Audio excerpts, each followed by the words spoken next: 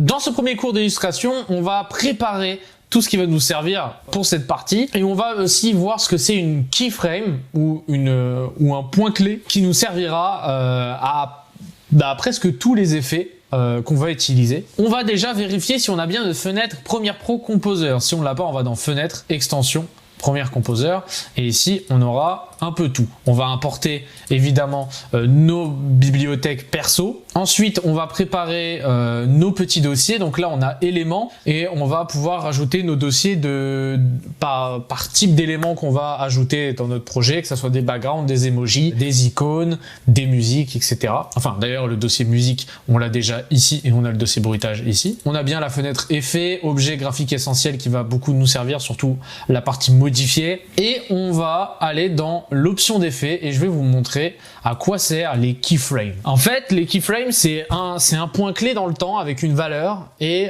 si vous en rajoutez une autre, ça fait une autre valeur et Premiere Pro va aller de la valeur A à la valeur B. En fait, je vais vous montrer, ce sera plus simple si on met un texte. Donc, je vais appuyer sur l'outil T pour avoir l'outil de texte. On va cliquer, on va appuyer, on va marquer Armand, on va faire CTRL A pour sélectionner tout le texte et on va centrer avec les raccourcis qu'on a. Sinon, on a ces raccourcis ici, donc verticalement centre, horizontalement centre. Je m'attarderai plus tard là-dessus. Donc maintenant qu'on a Armand au centre, je vais d'abord vous montrer sur un rush normal qu'est-ce que ça donne l'option d'effet. On a de base, peu importe le média sur lequel vous cliquez, vous aurez toujours l'effet trajectoire avec la position. On va pouvoir, si on glisse de gauche à droite en changeant les valeurs, ici en mettant à 1047, déplacer la vidéo. Et pareil, en haut et en bas. Voilà. Comment je fais pour changer les valeurs? Vous voyez que là, il y a le petit doigt, je clique, je reste appuyé et je bouge de gauche à droite et de haut en bas, ça marche aussi. Ici, on a l'échelle qui nous permet de faire des zooms. Donc, plus on va zoomer et on peut dézoomer jusqu'à 0 parce que l'échelle est à 100. Donc, on peut aller à 100 et ensuite, on peut aller jusqu'à,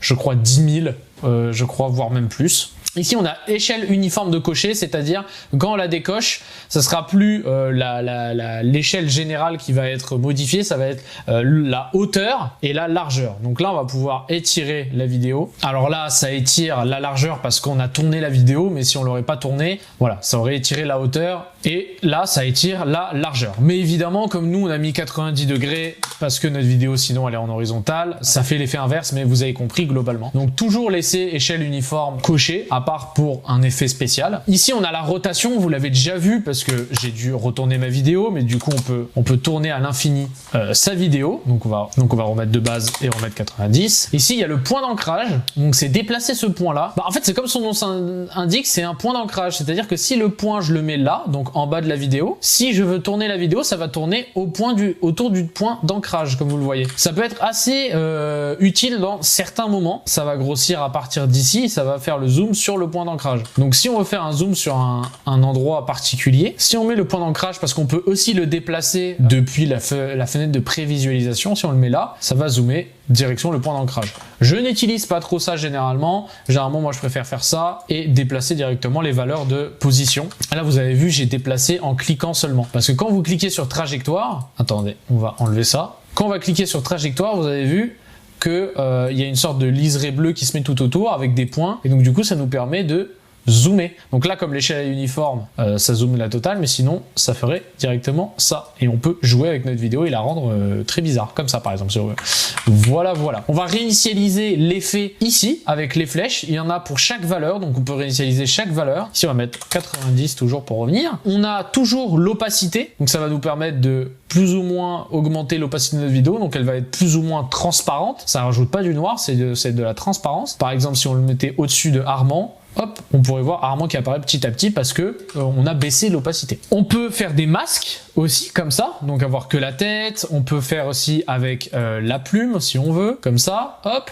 On peut faire pas mal de choses. Je rentre pas trop dans les détails pour l'instant parce qu'on n'en a pas besoin. On a des modes de fusion, ça peut servir beaucoup quand vous avez des vidéos sur fond noir, ça peut servir quand vous avez un texte, on peut changer sur le texte, le mode de fusion, on peut le mettre en teinte. Alors là, ça se voit pas trop, mais on peut le mettre en saturation, non, ça va pas se voir. Est-ce que différence, voilà, différence, ça va se voir, il va avoir une sorte d'effet négatif comme ça, comme vous pouvez voir. En tout cas, le mode de fusion, c'est vraiment, comme son nom l'indique, un mode de fusion. Et donc du coup, il va fusionner avec le reste d'une certaine façon. En écran, éclairci, etc. Ça peut servir dans plein de situations. Là, on a le modificateur de vitesse, mais ça, on verra d'une autre façon ici, c'est pas très pratique. On a le volume, puisque l'audio est lié, sinon on n'aurait pas le volume. Mais là, comme on a lié les deux, hop, voilà, comme on a lié les deux, on a le volume, on peut ignorer l'audio et on peut aussi augmenter le volume gauche ou le volume droit si on a envie. Comme c'est du stéréo, on entendra soit plus à gauche, soit plus à droite. Donc ça, c'est à peu près tout ce qu'il y a de base dans le panel d'effets. Et il y a quelque chose que j'ai pas présenté.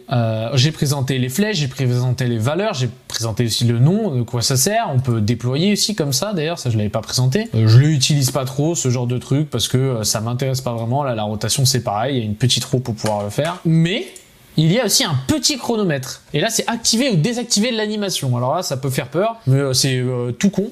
En fait, c'est des images clés. Si je mets ici, j'appuie, ça va activer les images clés. Et maintenant, si je me déplace partout dans le rush, si je modifie la valeur, ça va créer une autre image clé. Là, je vais encore modifier la valeur. Ici, comme ça crée une autre image clé, comme vous pouvez voir ici, qu'on peut déplacer en glissant, comme ça. Et là, c'est ce que je vous disais, on a fait un point A, un point B et un point C. Du coup, ce que va faire le logiciel, c'est qu'il va prendre la valeur de 100 et il va progressivement, jusqu'à atteindre l'image clé, la deuxième image clé, aller jusqu'à 170. Du coup, il va zoomer jusqu'à 170. C'est comme ça qu'on fait un zoom. Et il va aller jusqu'à la troisième image clé, où il est à 32. Donc ça, c'est les images clés. Mais c'est bien plus complexe que ça et c'est pour ça que je vais vous l'apprendre maintenant parce que je vais beaucoup l'utiliser parce que nous, on va parler d'effets en eux-mêmes. Donc si vous savez pas ce que c'est une image clé, ça peut être un peu galère. On peut faire pareil avec le niveau, le volume ici. On peut augmenter plus ou moins le dB, donc le volume audio. C'est pareil, il va aller de 10 à moins 10, enfin en fonction des valeurs que vous voulez. Donc là, on va supprimer, on va les sélectionner les deux. On appuie sur supprimer. Et ici, si on veut enlever les images clés, d'ailleurs on n'est même pas obligé de les supprimer, je vais faire un petit CTRL Z. Si on veut enlever les images clés, on a juste à appuyer sur désactiver l'animation. Cette action va supprimer les images clés existantes. Oui, ça les supprime. Si je change la valeur, et ici je rechange la valeur, vous voyez, il n'y a pas d'image clé, donc la valeur reste sur 111. Il n'y a pas d'animation, ça va pas de A à B. Ici, on va remettre un petit zoom, un léger, voilà, jusqu'à 124. On va le déplacer jusqu'à la fin pour que ça soit un zoom tout le long. Donc ça, c'est comment on fait un zoom. C'est classique. Mais aussi, je vais vous montrer comment aller d'une image clé à l'autre plus rapidement, parce que vous pouvez voir ici, il n'y a pas vraiment de magnétisme. Il n'y en a pas vraiment. Là, quand on est dessus, ça s'active en bleu. Parce que si on appuie dessus, comme on est déjà sur une image clé, hop, CTRL Z, comme on est déjà sur une image clé, ça va supprimer l'image clé. Mais si on est sur rien, ça va ajouter une image clé. Une image clé de la valeur que vous voulez. Donc, on peut faire, imaginons, le zoom, il va jusqu'à quoi? Il va jusqu'à 124. On peut ajouter une image clé ici à 124. Donc là, il y en a deux à 124. Donc ça reste à 124 tout le long. Et on peut recommencer un dézoom. Voilà. Et comment on fait un zoom dézoom avec un temps de pause? On a une image clé qui va de 100 jusqu'à une autre qui va à 124. Les deux sont à 124. On aurait pu les copier et les coller. Hein. Là, ici, il y en a 3 à 124. Donc c'est un peu inutile parce qu'il n'y a pas d'animation. Mais par contre, c'est utile dans le sens où, regardez, là, ça va de 124 à 107. Donc si on enlève cette image clé, ça va aller jusqu'à 124 et ça va direct faire le dézoom. Donc si nous on veut marquer un temps de pause ici, on est obligé d'avoir une deuxième image clé de 124. Première Pro, il va juste aller jusqu'à la valeur suivante. Donc si la valeur c'est la même, il va pas modifier les valeurs. Et si vous modifiez la valeur, que ça va de 124 à 107, il ira de 124 à 107 progressivement. Ensuite, on va pouvoir modifier la vitesse. Mais avant ça, je vais vous montrer comment on atteint une image clé précédente ou on atteint une image clé suivante. Ça nous permet de se déplacer entre les images clés bien plus rapidement et bien plus précisément. Parce que des fois, on va venir ici, on va croire être dessus, on va modifier la valeur et en fait, si on zoome, on voit que en fait ça a créé deux images clés parce que j'étais pas pile poil dessus. Il faut bien que ça s'allume en bleu. Sachez que c'est plus simple de faire les petites flèches comme ça pour se balader d'image clé en image clé. J'espère ne pas avoir été trop rapide sur ça. C'est pas fini, j'ai encore quelque chose à vous montrer. Hein. Modifier la vitesse de ces images clés et la vélocité plutôt. Petit point avant, j'espère ne pas avoir été trop rapide, mais je trouve que les images clés c'est quand même quelque chose de base et ça pas l'air non plus trop compliqué à vous faire comprendre. J'ai souvent ce problème quand j'explique quelque chose, je sais pas trop si c'est bien compris, donc c'est pour ça que je le répète souvent. N'hésitez pas, si vous avez des questions, je me ferai un plaisir d'y répondre. Et on peut faire par exemple une disparition, on peut faire un fondu comme ça par exemple, parce que là on est allé de l'opacité 100 à l'opacité 0. Ensuite les possibilités évidemment sont infinies en fonction des valeurs. Vous pouvez faire toutes les combinaisons possibles. Pour vous montrer un peu la vélocité, je vais le montrer sur le texte que j'ai mis ici. Comme ça me permet de vous présenter un truc qui est un peu différent pour les textes comme ça, ou pour les solides que va créer Premiere Pro, ça on verra ça plus tard. Il y a une partie image qui s'est rajoutée à la partie vidéo. Alors évidemment il n'y a pas d'audio parce qu'avec le texte il n'y a pas d'audio, mais on a une partie image qui s'est rajoutée avec mouvement vectoriel. Principalement c'est la même chose que trajectoire, sauf que ça va pas perdre en qualité. Parce que comme c'est Premiere Pro qui génère le texte, et ben il va augmenter la taille du texte avec ses pixels et ça sera ici pas pixelisé. Alors que si on aurait fait ça avec trajectoire, vous voyez, le texte il sera tout pixelisé ici. Donc c'est important de, quand vous modifiez un texte, de bien faire avec mouvement vectoriel. On a pareil la rotation, on a le point d'ancrage et on a ici, si on développe, le texte et on peut modifier les valeurs, la couleur, etc. Mais ça on verra dans la partie texte, évidemment, sous-titrage et texte. Du coup, pour continuer ce petit cours sur les keyframes, on va rajouter une position ici, donc c'est la position au centre, et on va la faire venir d'en haut, ou non même d'en bas plus. Bon, ici on peut voir la trajectoire qu'il aura avec les petits pointillés bleus. On peut d'ailleurs arrondir la trajectoire en faisant comme ça. Je vous la conseille pas, généralement ça rend pas super bien, mais ça peut être un moyen de faire différemment. Là on va lire la vidéo, je vais muter le son pour pas que ça nous dérange et on va voir l'animation du texte qu'on a créé. Voilà. Alors, vous avez vu que ça avait pas l'air très beau parce que la vitesse du texte est la même. C'est-à-dire qu'il n'y a pas d'accélération. C'est toujours la même vitesse, à 100% de la vitesse, c'est toujours la même. Voilà. Alors évidemment, il peut venir plus rapidement, il peut venir plus lentement. Voilà, un peu comme un générique, mais la vitesse c'est la même. Et sauf que pour donner cette impression un peu, on va dire, de waouh, de réalisme aussi, vous faites ce mouvement-là avec votre main, vous n'allez pas être à la même vitesse du début à la fin. J'arriverai même pas à vous le faire parce que c'est presque inhumain en fait. Il y a toujours une accélération pour atteindre une vitesse, puis une décélération dès qu'on arrive à notre objectif. C'est ce qu'on apprend souvent dans le stop motion, c'est qu'au début ça va être rapide parce qu'il y a une accélération, puis on va atteindre notre vitesse, et ensuite on va ralentir, arriver à notre point précis qu'on veut le faire. Donc c'est un peu ce qu'on va faire ici. On va développer ici une position et là on a la vitesse. Ça fait 805 de valeur par seconde. Mais nous c'est pas ça qui va nous intéresser, ici c'est les courbes. Sachez que ça c'est vachement plus efficace à faire sur After Effects, pardon, parce que c'est fait pour. Parce que ça c'est du motion design en soi, c'est comment animer correctement un objet, et donc du coup les courbes sur After Effects sont bien plus faciles à utiliser. Mais nous on va rester sur Premiere Pro pour gagner du temps, parce que si à chaque fois qu'on doit faire un zoom on doit passer sur After Effects, autant faire tout le montage sur After Effects. Ici on a des petits tirets bleus et qu'on peut tirer comme ça, mais ça ne nous sert à rien tant qu'on ne monte pas et tant qu'on ne descend pas. En fait, ça va modifier la vitesse. Ici, c'est la courbe de vitesse qu'on va voir. Donc là, si on arrive à lire cette courbe, c'est que ça va accélérer très vite pour atteindre la vitesse de 805 par seconde, puis petit à petit ralentir sur une courbe descendante. Donc là, on va voir qu'est-ce que ça donne. Vous avez vu, le texte a fait voum, en fait, comment dire, voum, ça veut rien dire. Il a été très rapide au début et puis petit à petit a ralenti. Ce qui donne un rendu beaucoup plus réaliste à l'objet. Donc là, si on fait ça par exemple, boum, il arrive très rapidement, sur les premières millisecondes il est très rapide, mais après, il est beaucoup plus lent. Donc on va pouvoir aussi tirer cette petite languette bleue pour augmenter l'accélération, et là on va voir que ça va être très lent dès le début, ça va beaucoup s'accélérer et ça va redescendre en vitesse. Vous voyez, il a fait un petit hop là comme ça, je sais pas comment vous l'expliquer, mais là vous voyez il est très lent. Alors là comme il vient d'en bas on le voit pas trop, donc on va le faire venir déjà de base d'ici. Voilà, j'ai modifié la valeur et voilà, vous voyez il est très lent et il va accélérer pour ralentir. Et c'est un mouvement vachement plus réaliste, vachement plus fluide. Et on va beaucoup jouer avec cet élément sur Premiere Pro. Déjà, rien que savoir que ça existe pour ces zooms et pour ces textes et pour ces mouvements, ça va changer toute votre illustration. Donc avant même que je vous ai montré comment faire, vous avez déjà un point pour améliorer vos illustrations. Donc ici, on peut voir que les images clés, elles ont changé. C'est-à-dire que là, si je supprime, et que je refais une image clé, il est un peu carré comme ça, comme vous pouvez voir. Mais d'ailleurs, je ne sais pas pourquoi on ne zoome pas, on va pouvoir zoomer un peu.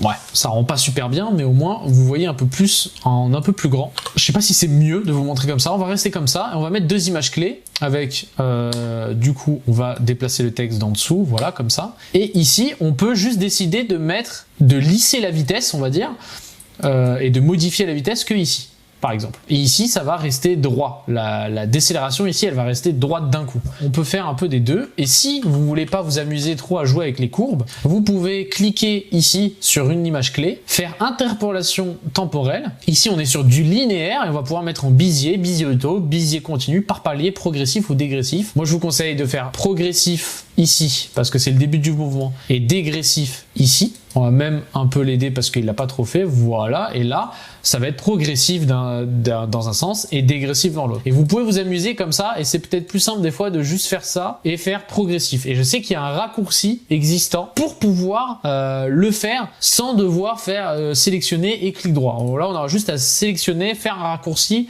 et ça sera bien plus rapide que venir faire clic droit et sélectionner l'interpolation temporelle, progressif, dégressif. Je suis allé un peu vite, mais vous allez un peu mieux comprendre le fonctionnement de tout ça au fil du temps. Mais pour finir cette préparation à l'illustration et les keyframes, j'ai rassemblé deux cours en un, c'est pour ça que c'est aussi long celui-ci. J'aurais dû peut-être faire un cours sur les keyframes à part entière, pardon. Et là, je vais regarder dans mon montage, dans mon dérush, je vais affiner les cuts et regarder là où il y aura ma tête et là où il n'y aura pas ma tête. En désactivant la facecam, comme ceci, en faisant Alt, sélectionnant que le clip et Maj E, donc moi c'est le bouton sur ma souris, ou en mettant des marques pour les endroits où il y a des textes. On pourrait mettre même d'autres paires avec des libellés, etc. Le principe en fait c'est de vous mettre plein de petits, je vais appeler ça des petits pastilles de repères, en disant ok là, ok là il y aura un b-roll, là il y aura ok ceci, cela, et comme ça ça vous donne une idée de ce que vous aurez besoin pour le montage. Si vous avez besoin d'aller record sur internet des pages YouTube, comme là ça sera le cas après, parce que je cite pas mal de mes clients, je peux aussi savoir si j'aurais besoin de certains emojis que j'ai pas, de certains b-roll que je n'ai pas, si j'ai oublié de filmer certains b-roll, etc. Donc là, je vais pouvoir ici regarder la vidéo et on va ensemble activer ou désactiver ma caméra au moment où il y aura des b-roll, ou un background, ou en tout cas il y aura pas ma tête, et on va mettre des petits marqueurs à chaque fois qu'il y aura un texte. Si vous aimez pas le montage vidéo, alors c'est que vous ne savez pas correctement monter. Car avec la bonne méthode, le montage devient addictif et vous aurez l'impression de voler à travers la timeline. Tout est fluide et vos doigts se déplacent à la vitesse de vos pensées. Vous pouvez voilà, aussi ici. Je vais pas vous mentir qu'à la base, j'avais record cette étape-là de la formation, mais mon OBS a décidé de pas le record, lui. Donc, du coup, je le refais. Donc, les cuts sont déjà faits de base. Ici, il n'y avait pas de cut. Oui, on peut supprimer un cut quand c'est le même rush et qu'il y a qu'on n'a pas enlevé du temps entre les deux, parce que là, je vais pas pouvoir le supprimer. Par contre, comme là, j'ai juste fait un cut et que j'ai pas touché au rush, je peux supprimer le cut.